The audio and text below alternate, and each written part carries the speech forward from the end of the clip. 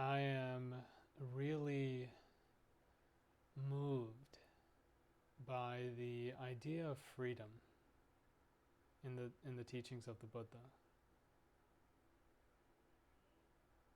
And this word freedom, like any other word, will have different connotations, different meanings to each of us. There's the idea of freedom that a lot of Americans have when, given our history of the American Revolution and just sort of how Americans may look at certain issues. And I'm sure all around the world, freedom has a different meaning. When I say freedom now, I'm talking about a freedom in the heart. What it might be like to be totally free, unbound, unrestricted, and to be free from suffering.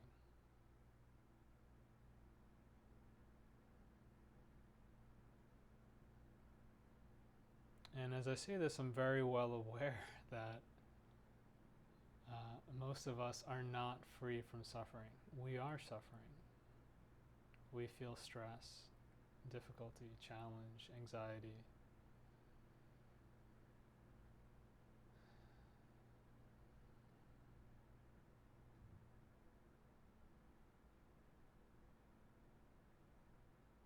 So, who is the Buddha?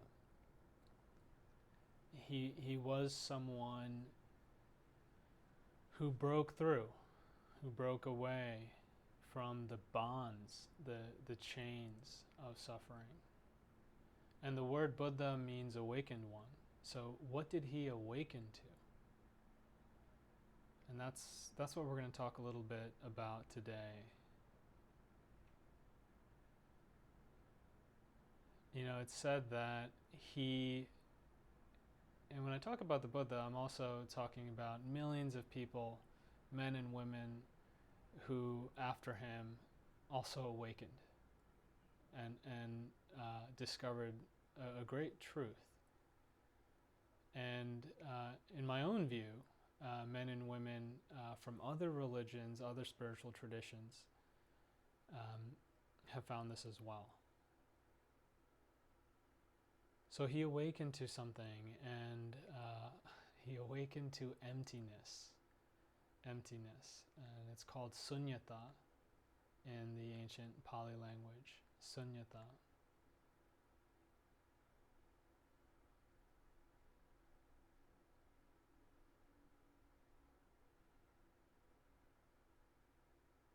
So I'm going to speak a little bit about this, and I want to say it can sound like an intellectual, philosophical discussion or idea. And it may start out like that, but this is actually something that we need to practice with. We need to question and turn around in our minds and then practice with. And when we practice with it, it brings a freedom, a delicious and powerful freedom.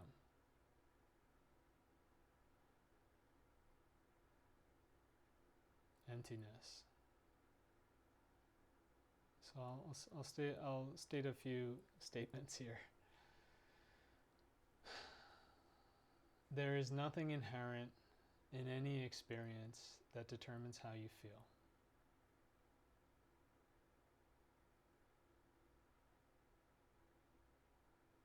There is no inherent, intrinsic value, truth, meaning to anything at all.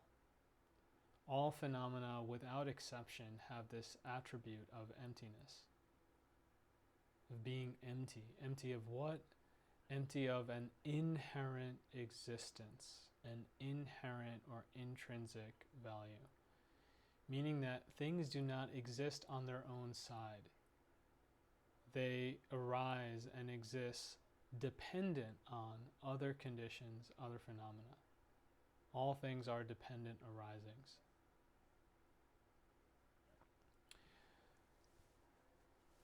So, to talk about this, we can say that this is the opposite of how things appear. So in our normal perception, right, when we look at things, when we perceive things, whether it's sights or sounds or smells or memories or experiences, imaginations, dreams, whatever we experience appears to have an intrinsic reality. Like for example, if I'm looking at a flower, the flower appears as if it's really there, it's really real, that it exists independent of me. Like it's there, the flower is there and I'm here, right? So things have an apparent thatness, right? So, my name is Ranga and I have an apparent Ranganess.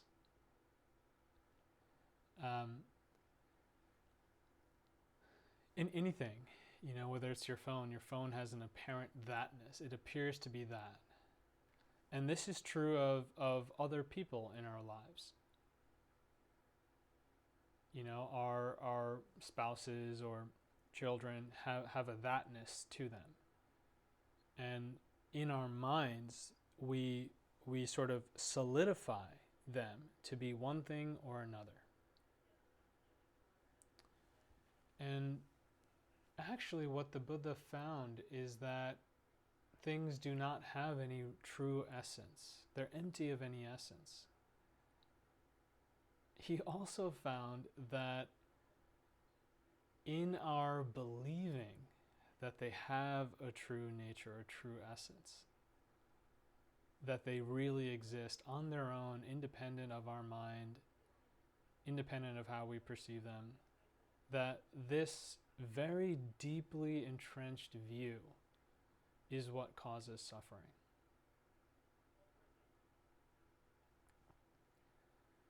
I'm just going to keep going here and hopefully help smooth us over to the possibility of this very radical view of things. So, in the Buddha's teachings, one of the things that's really emphasized in the Theravada school, the sort of oldest,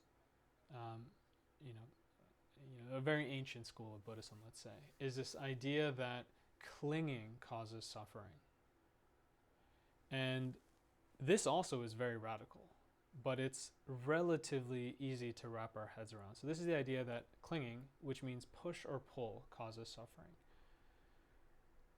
Okay, so it's anytime we want to push something away from us because we don't like it, or anytime we want to pull something towards us because we like it, we want to hold on to it.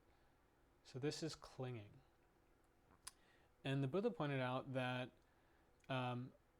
this world is made up of conditioned things. Conditioned meaning that they arise due to a condition. This body that we have is conditioned. It is dependent on the condition of a mother and father coming together. It's dependent on the condition of feeding, of food, right? Body depends on food, water. All things are conditioned. Another way of saying that is that they are impermanent, transient. Because they are dependent on conditions to exist, and because those conditions themselves are impermanent, always changing, right? Everything here in the world is destined to fade away. I should say all conditioned phenomena, all impermanent things will one day fade away. So it's relatively easy to see that if we cling to things, let's say if we want to hold on to something that in its nature is always changing and eventually will fade, will atrophy, it's relatively easy to see how that would cause us pain or suffering. Right? If I cling to a stock that I own that's at a certain price, but the price is always changing, well, that's going to cause suffering. The price goes up, I want to hold on to that more, and I want it to go up more. The price goes down, I feel the loss of having lost the value in the stock. And the same is true of anything. You know, you can remember, you know, maybe a first relationship, or, you know, puppy love when we're really young, and this is true of romantic love in general, but let's use this example. And you know, let's say you meet a boy or a girl in high school, and this attraction forms, and you cling to them, right? And then they tell you that they like you back, and it's like, oh my God. You know, you feel validated, you feel this amazing chemistry and this great joy. And also with it a clinging. And we don't realize it at that time, but that clinging brings suffering. Because inevitably, things will change. You know, if they end up not liking you, or they break up with you, or just as their moods and preoccupations and things change for them, we go through that cycle of feeling the pain of clinging, right? So it's relatively easy to kind of see how clinging causes suffering. This idea of emptiness now is saying that what we cling to is empty of any inherent existence. It does not exist on its own side. So let's take this example of the lover. If we pay attention with mindfulness and with insight, we'll begin to see that how we experience that lover is dependent on our mind.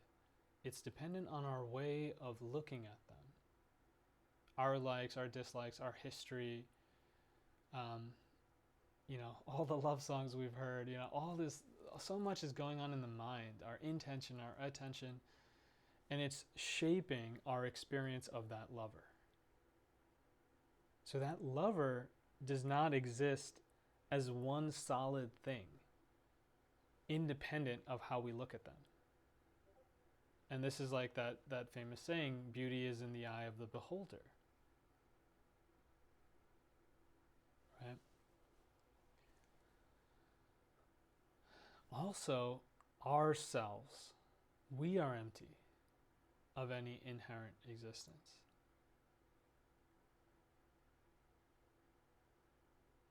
And you can see that in how we experience ourselves, the way we think about ourselves.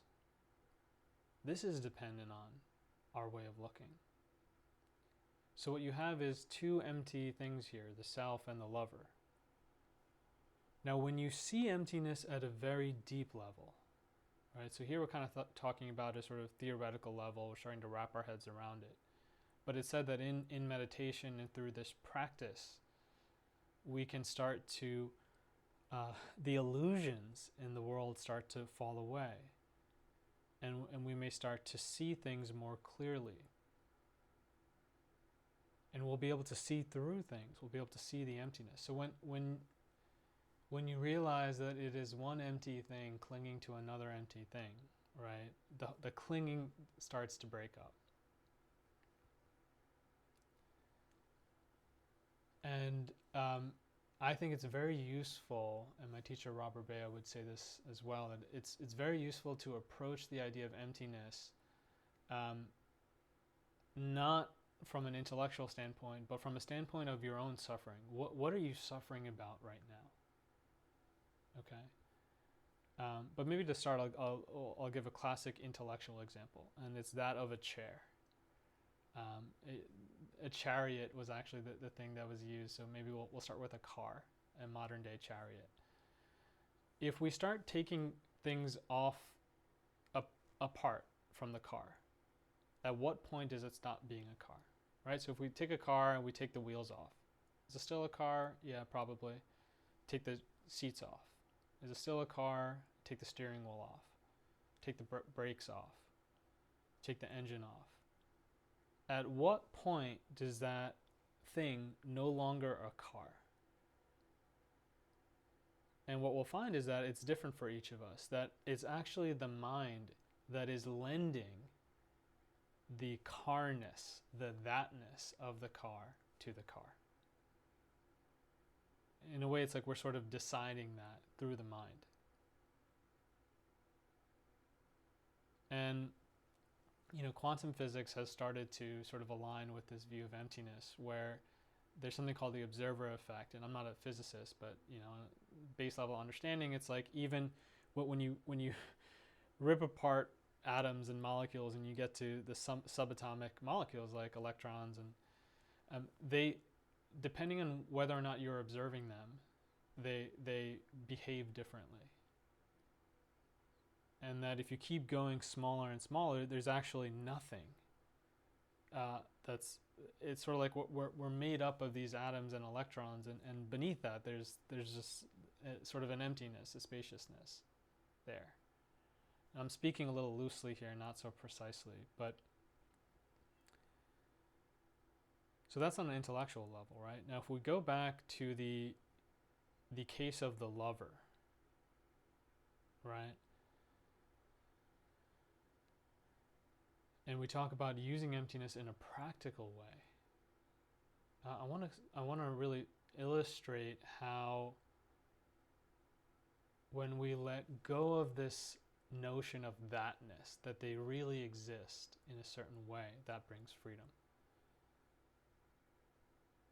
So let's say we get into an argument with that lover, and it's something that has played out so many times, as often happens in relationships, where we really wanted them to do something or act a certain way, right? And this can come up around birthdays, or so let's say it's a birthday and we wanted our lover to we thought they would act in a certain way on our birthday, and then they didn't. And so then the mind picks that up and it abstracts it. The mind makes it into something more, right? So, and what you'll notice, what Rob Berbea, my teacher, one of my teachers, would point out, is how your attention gets sucked into things, and things get very intense and very serious, right? So in this example, the attention gets sucked into it. It's like, oh, why didn't they, for their birthday, I baked them a cake and I took them to this restaurant and I invited all the friends over and I had this surprise party. But now for my birthday, they just did X, Y, Z. What does that mean? Does that mean they don't love me the way I love them? And then we start thinking about the future, and what is this going to mean when we have kids one day? Are they going to treat the kids this way? And am I always going to have this feeling? And I really need to fix this. I need to talk to them and make sure they understand where I'm coming from, so that the next year, when this time comes around, this doesn't happen. Right? So the mind abstracts things, and we're left with this sense of this is how they are. And it feels very rigid, very solid.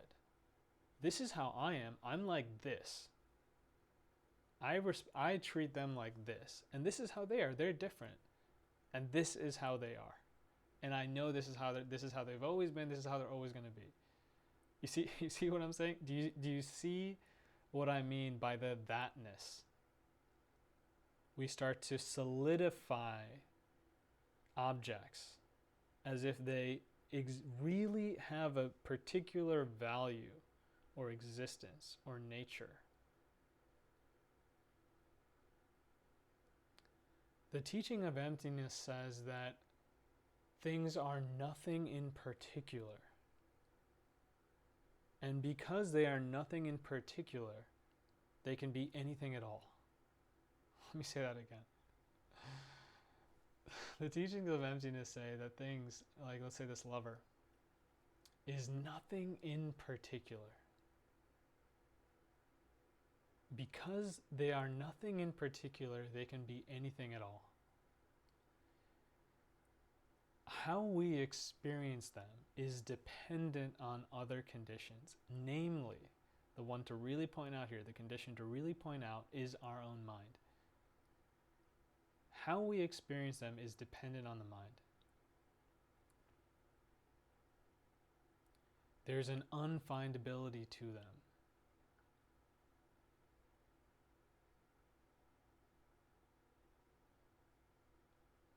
And we can use, so if I were to use emptiness in this example, it's a way of just poking holes in all the views that I would be having, causing myself suffering, viewing them in a certain way, having already decided who they are, how they should be, why they are the way they are. And this happens in an instant. The mind is so fast to build things up. But actually, they're empty. They are empty. I am empty. Time is empty. My relationship is empty. My whole life is empty. My parents are empty. My career is empty. There is nothing anywhere that lacks this attribute of emptiness. And the English word empty gives us the wrong feeling. It can seem as if it's some desolate thing that points to meaninglessness, but it's the opposite. It actually brings us a sense of awe and wonder and freedom. It cuts through the suffering more deeply perhaps than anything else, than any other of the tools that we have in our toolkit as meditators, as Dharma practitioners.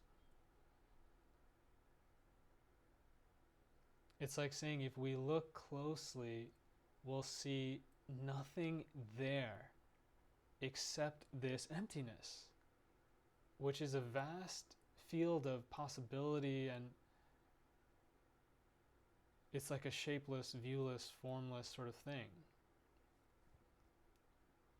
So when I apply emptiness to this example, it can help me realize that the importance of this birthday is being lended to it by the mind.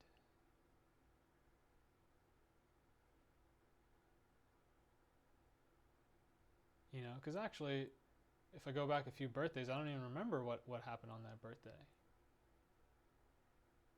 Right? So the importance, the seriousness of it is lended to it by the mind.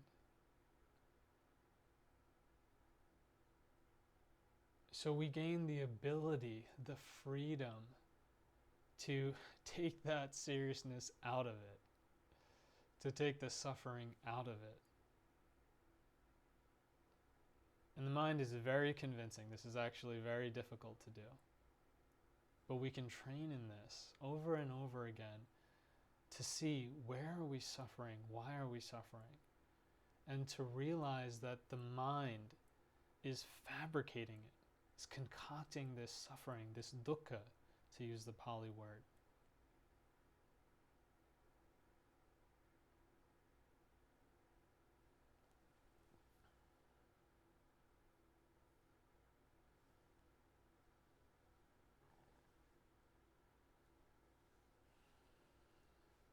I'm going to go on for a little bit longer here.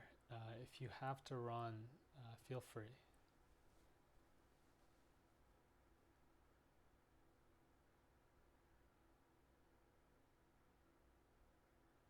You know, this teaching is very profound. And don't worry too much, you know, if it's confusing. Whatever level of understanding we might have of emptiness, it develops over time. It deepens. It has many layers.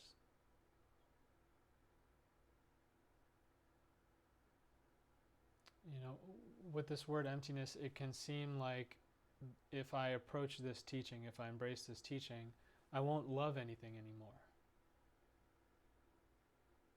You know, it can seem like, well, I love them because I believe that they are that.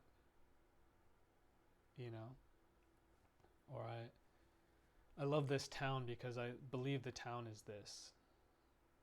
Or I love this country because I believe that America is XYZ. But in practice, according to these great masters, and thus far in my experience, this is very much true. In some mystical way, it doesn't decrease our love, it increases our love, and it increases our capacity to love. We actually find that the view that things inherently exist is what is restricting our love. And so when we burst that view, it's like a dam breaking and the love flows forth. If you think about anyone who annoys you, that you're frustrated with or that you've given up on, it's because you've already decided who they are. And you see them as this thing with its own nature, its own habits and tendencies. But maybe you've had this experience where maybe you don't see someone for a long time, and then the next time you see them, and it's totally different.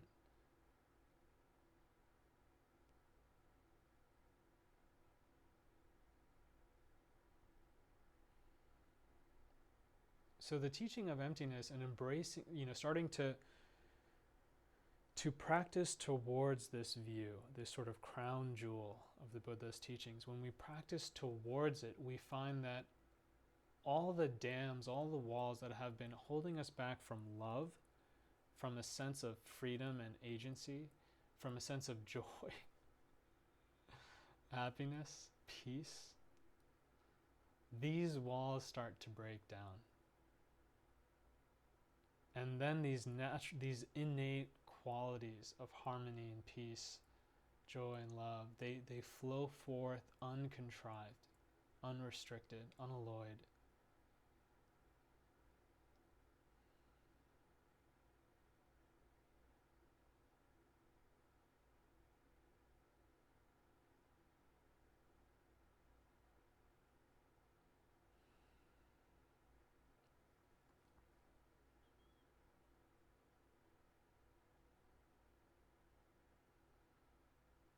The Buddha awakened to this truth that there is nothing inherent in any experience that determines how we feel. That there is no inherent nature to ourself, to time, to phenomena.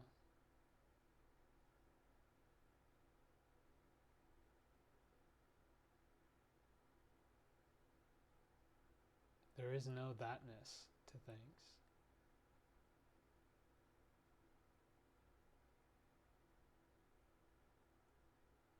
And some teachers say that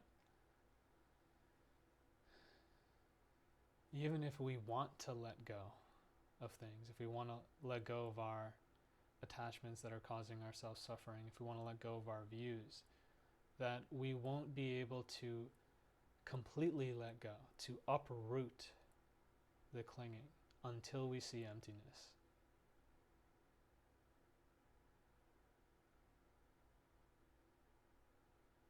And to the degree that we see emptiness, to that degree we will find a freedom.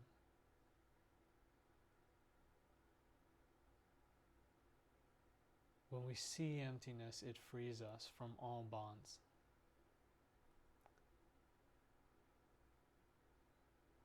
Nagarjuna, one of the great teachers from Buddhism, sort of like the father of Mahayana Buddhism, he said something like,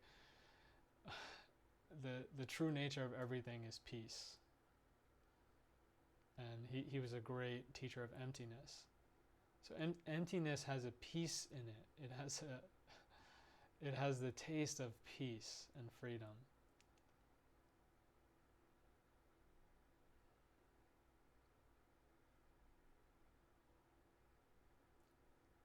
And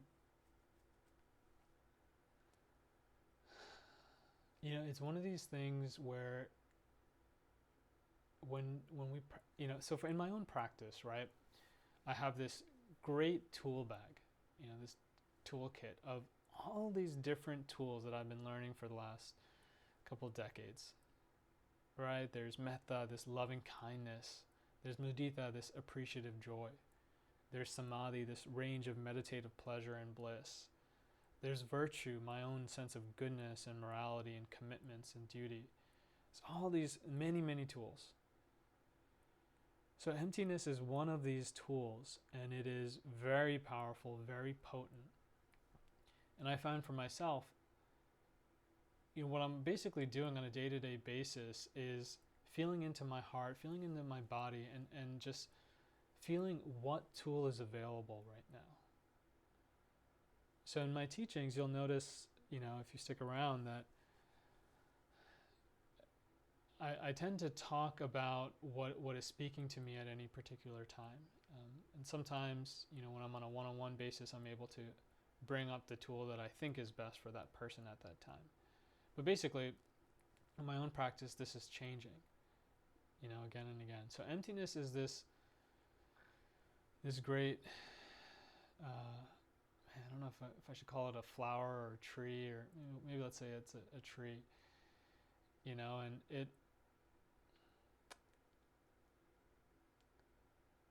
so we plant this seed and we contemplate and we practice with emptiness, and it grows. And then some time goes by and we go into another area, right? And then we come back to emptiness and we find that our understanding of it has developed.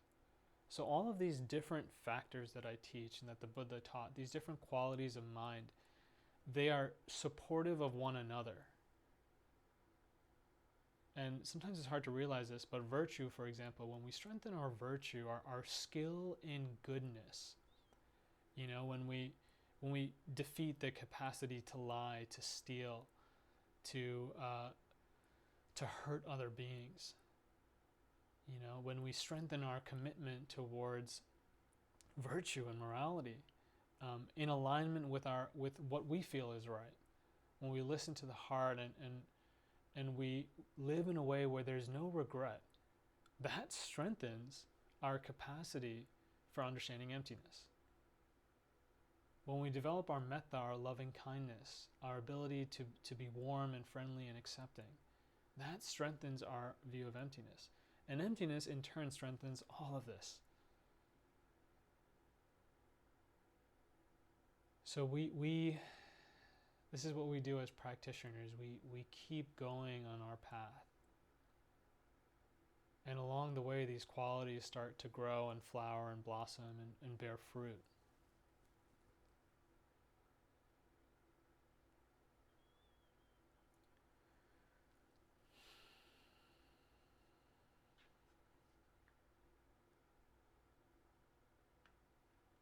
And I want to end by just saying how much I appreciate the Buddha for his wisdom, for what he saw and the skills that he developed. Buddhang Dhammang Sanghang Namasami.